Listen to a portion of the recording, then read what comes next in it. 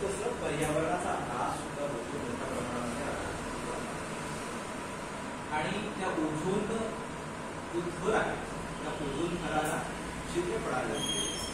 त्यामुळे सूर्यापासून येणारे जे नील किरण आहे त्याला आपण अल्ट्रा व्हायोलेट रेज पृथ्वी तलावर पोहोचून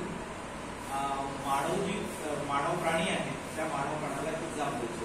त्यामुळे अनेक प्रकारचे रोग तुमच्या शरीरावर असे चपटे चपटे पडत असतात किंवा किरणांचा तुमच्या शरीराला त्रास होत असतो है ना.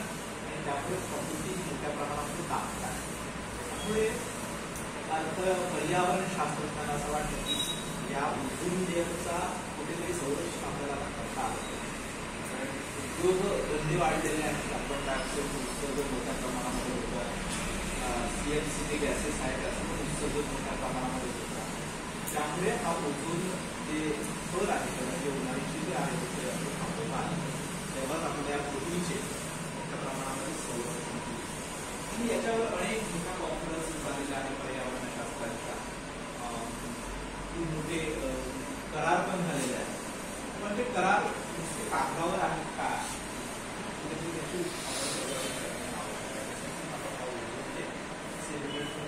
आतापर्यंत आपल्या विद्यार्थ्यांना माहित नव्हतं की ओझोन हे नेमकं काय. पण अशा प्रकारचे जे आपण आपण त्यामुळे विद्यार्थ्यांना त्याबद्दल पर्यावरणाबद्दल अवेअरनेस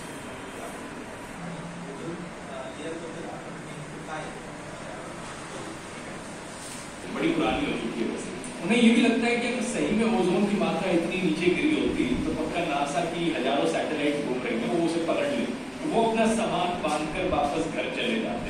अगले साल अक्टूबर 1983 को वो दोबारा से आते. इस बार वो अपने साथ एक नई मशीन लेकर आते और फिर से मेजरमेंट लेते.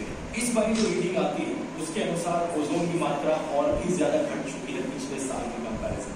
उन्हें लगता है कुछ तो मसला है यहाँ पर. इतनी अनबिलीवेबल रीडिंग पॉसिबल ही नहीं. लेकिन तो फिर से वो अपना सामान बांधकर घर चले जाते. एक साल बाद और अक्टूबर 1984 जब वो दोबारा से पहुंचते हैं अपना काम करने के लिए वो डिसाइड करते हैं कि इस बार वो रीडिंग को किसी और रिसर्च स्टेशन में लेंगे. अपने ओरिजिनल रिसर्च स्टेशन से करीब 1000 मील दूर एक बार फिर से वो मशीन को रीडिंग के लिए सेटअप करते हैं और मेजरमेंट करते हैं. पता लगता है ओजोन की मात्रा और भी ज्यादा नीचे जा चुकी है. यहाँ उन्हें एहसास होता है कि ये एक इमरजेंसी की सिचुएशन. वो नासा के पास अपना सबूत लेकर पहुंचते हैं और जल्द ही दुनिया को पता लगता है एंटार्क्टिका के ऊपर मौजूद ओजोन होल के बारे में. हैरानी की बात यह थी कि ओजोन होल साल भर साल बहुत ही तेजी से बड़ा हो रहा. नासा के साइंटिस्ट ने इसे ओवरलुक कर दिया था. जब वो अपने सैटेलाइट डेटा पर वापस गए देखने तो उन्हें कुछ ऐसी फोटोज दिखाई. साल 1979 बिल्कुल नॉर्मल. 1980 और 81 थोड़ा सा कुछ ब्लू दिखने लगा. 1982 एक प्रॉपर होल दिखने लगा. 1983 ये होल और बड़ा हो गया और अगले साल 1984 ये होल इतना बड़ा बन चुका. दुनिया भर में इस खबर को लेकर हल्ला मच जाता है. अगर इसी तरीके से ओजोन खत्म होती रही एटमॉस्फेयर से तो ये भयानक इवेंट होने वाला है. धरती में मौजूद सारे प्लांट्स, एनिमल्स और इंसानों के लिए खतरे की घंटी बज रही. ओजोन खत्म हो गई तो मानो जिंदगी खत्म हो जाएगी धरती से. और जिस रेट से ये होल बड़ा हो रहा था उसे देखकर प्रेडिक्ट किया जा रहा था कि साल 2050 तक ओजोन लेयर पूरी खत्म हो जाएगी धरती में. Every October, a hole appears in the ozone layer over the South Pole.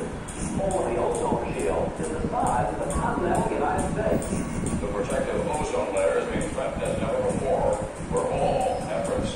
Ozone depletion is not a natural thing. It stems from human emissions of chemicals called fluorofluorocarbons, or CFCs.